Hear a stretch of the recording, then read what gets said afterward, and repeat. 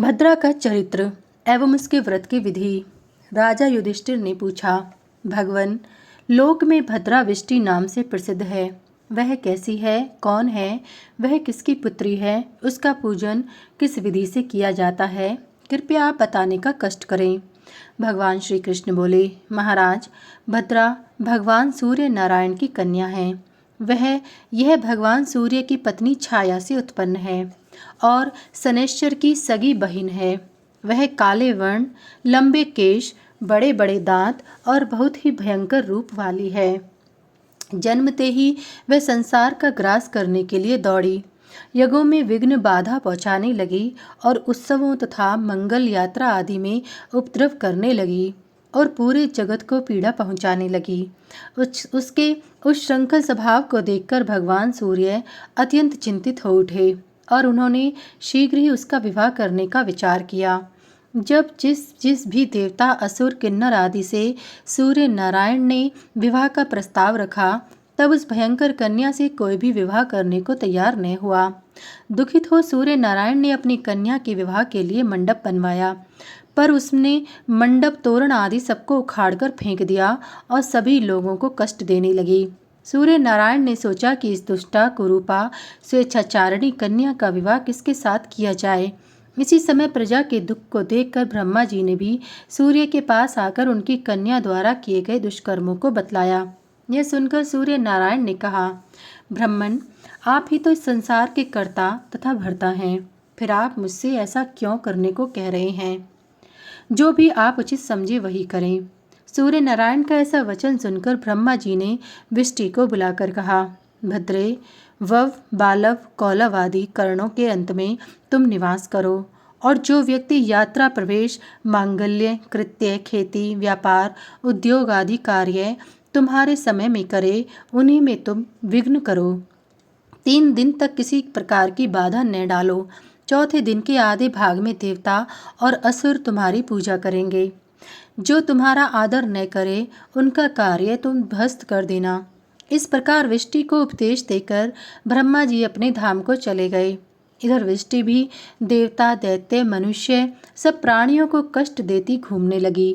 महाराज, इस तरह से भद्रा की उत्पत्ति हुई और वह अति दुष्ट प्रकृति की है, इसलिए मांगलिक कार्यों में उसका अवश्य त्याग करना चाहिए। भद्रा 5 घड़ी मुख में, 2 घड़ी कंठ में, 11 घड़ी हृदय में, 4 घड़ी नाभि में, 5 घड़ी कटी में और 3 घड़ी पुच्छ में स्थित रहती है। जब भद्रा मुख में रहती है तब कार्य का नाश होता है। कंठ में धन का नाश, हृदय में प्राण का नाश, नाभि में कलह, कटी में अर्थ भ्रंश होता है, पर पुच्छ में निश्चित रूप से विजय एवं कार्य सिद्धि हो जाती है। भद्रा के 12 नाम हैं, धन्या, दधिमुखी, भद्रा, महामारी, खरानना, कालरात्रि, महारुद्रा, विष्टि, कुलपुत्रिका, भैरवी, महाकाली तथा असुरशयकरी। इन 12 नामों का प्रातःकाल उठकर जो स्मरण करता है, उसे किसी भी व्याधि का भय नहीं होता। रोगी रोग से मुक्त हो जाता है और सभी ग्रह अनुकूल हो जाते हैं। उसके कार्यों में कोई विघ्न नहीं होता। युद्ध में तथा राजकुल में वह विजय प्राप्त करता है। जो विधि पूर्वक नित्य विष्टि का पूजन करता है, निसंदेह उसके सभी कार्य सिद्ध हो जाते हैं। अब मैं भद्रा के व्रत की विधि बतला रहा हूँ। राजन, जिस दिन भद्रा हो उस दिन उपवास करना चाहिए। यदि रात्रि के समय भद्रा हो तो 2 दिन तक एक भुक्त व्रत करना चाहिए। 1 प्रहर के बाद भद्रा हो तो 3 प्रहर तक उपवास करना चाहिए अथवा एक भुक्त रहना चाहिए। स्त्री अथवा पुरुष व्रत के दिन सुगंध आमलक लगाकर सर्वौषधि युक्त जल से स्नान करें अथवा नदी आदि पर जाकर विधि पूर्वक स्नान करें। देवता एवं पितरों का तर्पण तथा पूजन कर कुशा की भद्रा की मूर्ति बनाएं और गंध, पुष्प, धूप, दीप, नैवेद्य आदि से उसकी पूजा करें।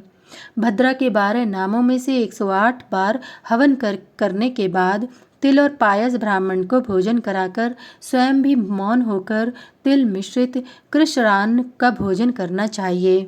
फिर पूजन के अंत में प्रार्थना करनी चाहिए। इस प्रकार 17 भद्रा व्रत कर अंत में उद्यापन करें। लोहे की पीठ पर भद्रा की मूर्ति को स्थापित कर काला वस्त्र पहनाकर गंध पुष्प आदि से पूजन कर प्रार्थना करें।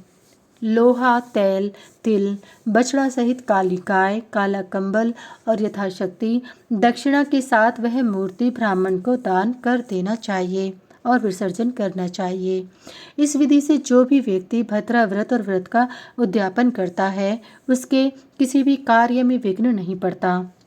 भद्रा व्रत करने वाले व्यक्ति को प्रेत, पिशाच, डाकिनी, शाकिनी तथा ग्रह आदि कष्ट नहीं देते, उसका इष्ट से वियोग नहीं होता और अंत में उसे सूर्य लोक की प्राप्ति होती है।